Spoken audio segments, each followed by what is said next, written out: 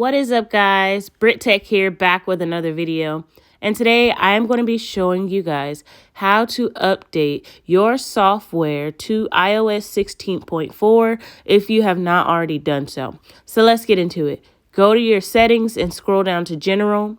Then you want to select Software Update. And here is the new update, guys. It is approximately 1.87 gigabytes, so it is pretty large. You're going to make sure your phone is at least 50% charged and on the charger. So pretty much this update introduces 21 new emoji and includes other enhancements, bug fixes, and security updates for your iPhone.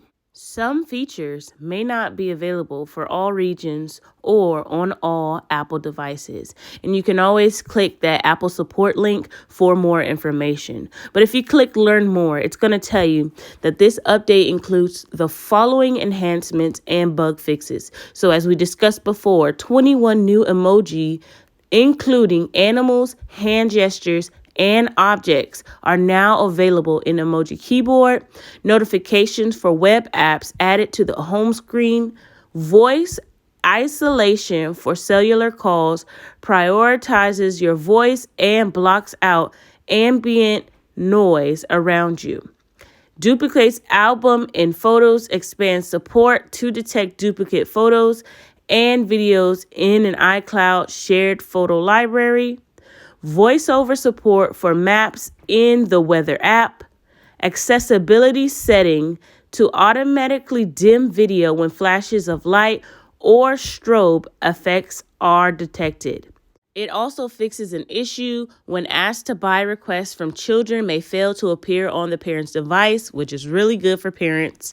Addresses issues where Matter-compatible thermostats could become unresponsive when paired to Apple Home. And then last but not least, crash detection optimizations on iPhone 14 and iPhone 14 Pro models. So yeah, guys, this is definitely an upgrade that you do not want to miss out on. But let's go ahead and go back to the software upgrade page, and we're going to download and install this software update. Go ahead and select the option at the bottom left, and it's going to ask you to enter your PIN. And now it's going to begin to download this software update. Once it has completed downloading, it will then begin to install the update, which it will take you through a series of reboots. And then your home screen will show up and it will have the iOS 16.4 notification read across your home screen.